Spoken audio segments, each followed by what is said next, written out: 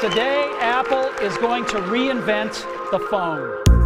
Olá pessoas, aqui é o Barba e você já ouviu falar em Wayne Westerman? Isso é uma pessoa, tá?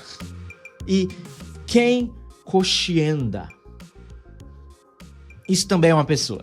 Esses são apenas dois nomes das centenas de engenheiros, designers e outros profissionais que trabalharam na concepção e na construção do primeiro iPhone, que esse mês de janeiro completou 15 anos. Nesse vídeo eu trago algumas curiosidades e principalmente algumas histórias não tão contadas por aí, que você com certeza vai se surpreender. Você que, se nunca nem usou um iPhone, ou nunca nem pensou em usar, também foi influenciado por ele. Não importa qual smartphone você está na mão agora. Eu vou falar sobre isso nesse vídeo. Sobe a vinheta.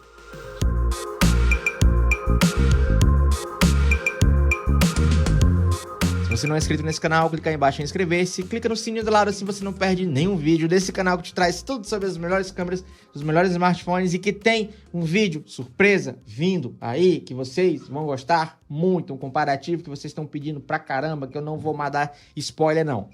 Aguarde. Tá, vamos começar. Número 1. O iPhone quase foi um iPad. Essa ideia de ter um dispositivo com tela grande, que funciona por toque, por gestos, enfim.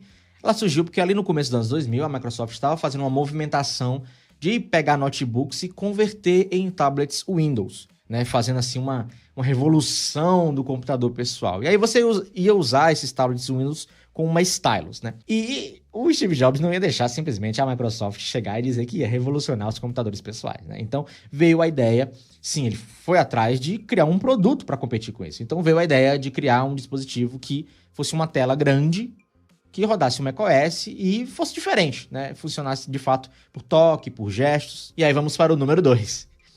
O iPhone quase foi um iPod que fazia ligações e acessava a internet. Nesse tempo, a Apple comprou uma empresa chamada Fingerworks. Essa empresa ela criou a tecnologia multitoque numa tela capacitiva.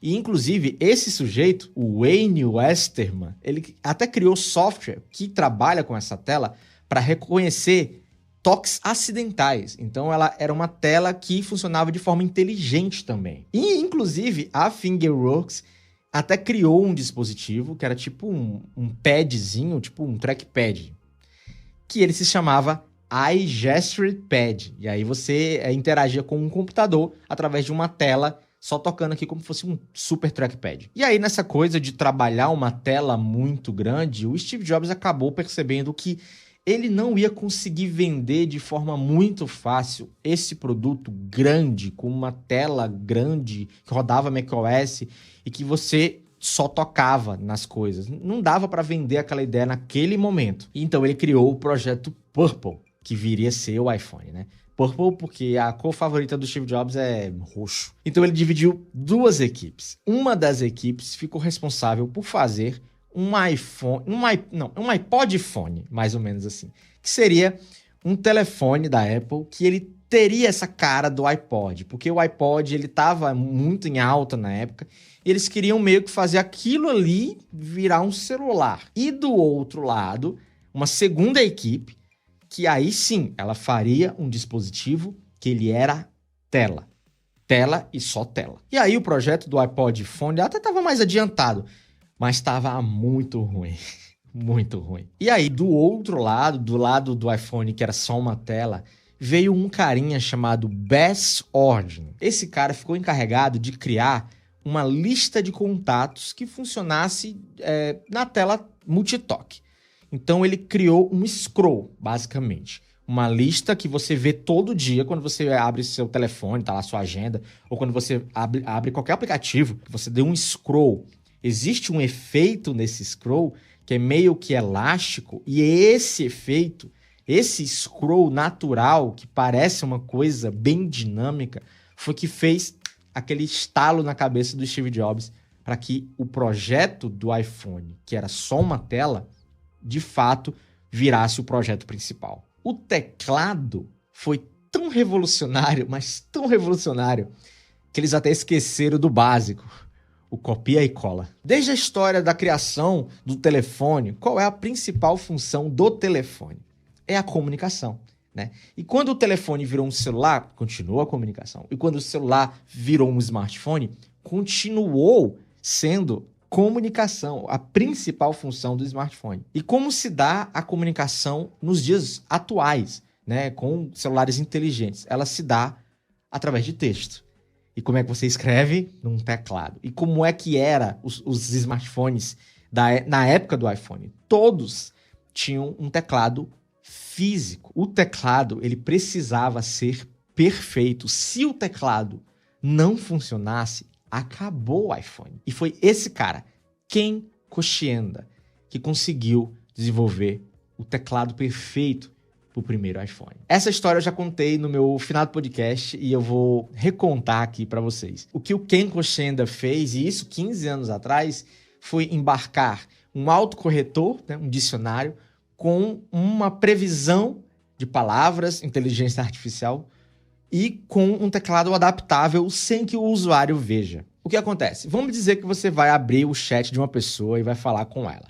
Se eu abrir o chat da minha esposa ou da minha mãe, por exemplo, e eu digitar um O, é muito provável que eu diga oi ou que eu diga olá, já que eu comecei a falar com a letra O. Foi pensando nisso que o primeiro teclado do iPhone foi desenvolvido. Quando você digita a letra O, imediatamente, sem o usuário ver, a área tátil da letra I, L e A aumenta, mas o usuário não está vendo, só que a superfície aumenta, para que você, na hora de chegar para digitar o I, você até tem uma taxa de acerto maior. E isso acontece porque o teclado vai prever quais palavras você vai digitar, baseado em frases, em dicionário, baseado em um monte de coisa, inteligência artificial e tudo mais.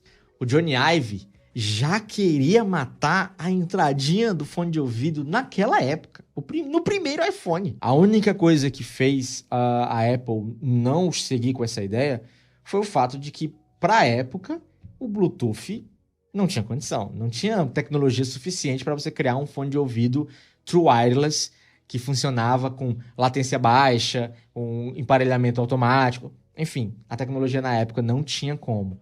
O famoso Slide to Unlock foi inspirado, sim, na trava dos banheiros dos aviões. O evento de lançamento foi um milagre. O Steve Jobs, ele precisava seguir um passo a passo, um roteiro, um clica aqui e clica aqui e clica aqui, e não pode clicar aqui e não pode clicar aqui. Não. Ele tinha que seguir um roteiro específico, uma sequência perfeita.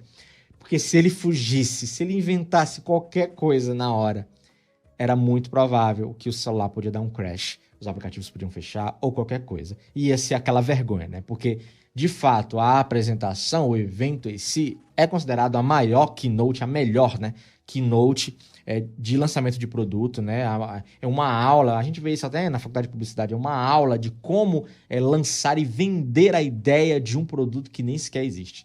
O CEO do Google, na época, subiu no palco do lançamento do iPhone, enquanto o Google secretamente trabalhava no desenvolvimento do Android.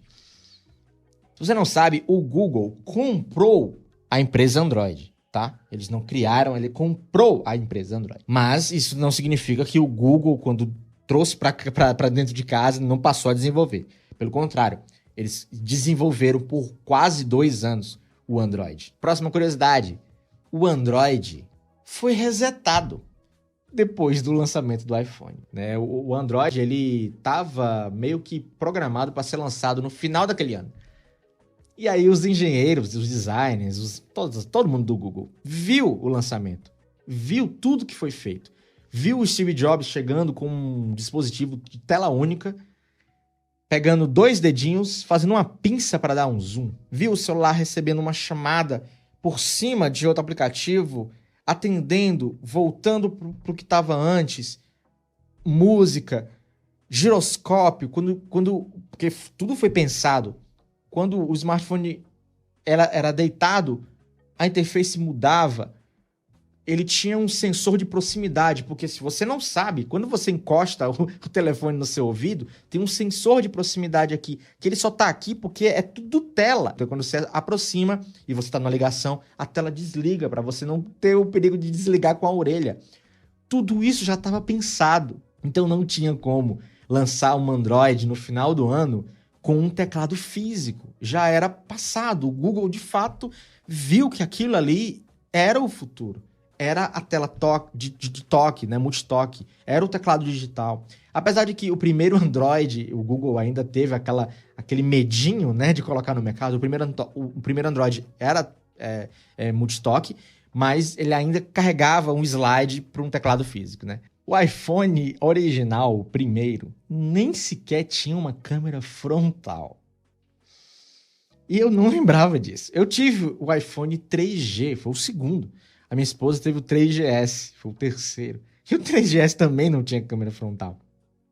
Só foi ter uma câmera frontal no iPhone 4. O primeiro iPhone também não filmava. Não gravava vídeo.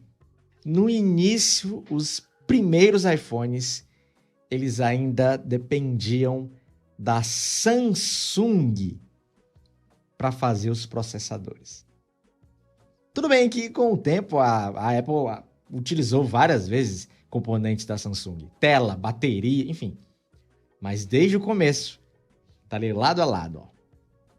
Uma fazendo o sucesso da outra, uma garantindo uma grana boa, uma para outra.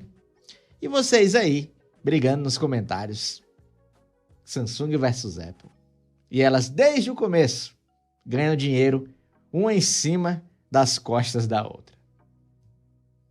Eu não sei se isso foi colocado depois, ser uma homenagem, eu não sei. Eu só sei que o press release do lançamento do iPhone, o texto que vai para a imprensa, para divulgar a notícia, o texto do lançamento do primeiro iPhone ainda está online no site da Apple. Está disponível e em português. Para você ver lá, o iPhone traz uma câmera de 2 megapixels. Meu Deus. Mas é bem legal. É um pedaço da história, né, que ainda está online. É isso, pessoas. O que vocês acharam desse videozinho? Umas curiosidades bem diferentes. Eu tenho certeza que alguma delas você não sabia. Comenta aí qual é a que você não sabia, porque eu tenho certeza que eu trouxe algo novo para você aprender hoje. Muito obrigado por ter assistido até aqui e até o próximo vídeo. Tchau!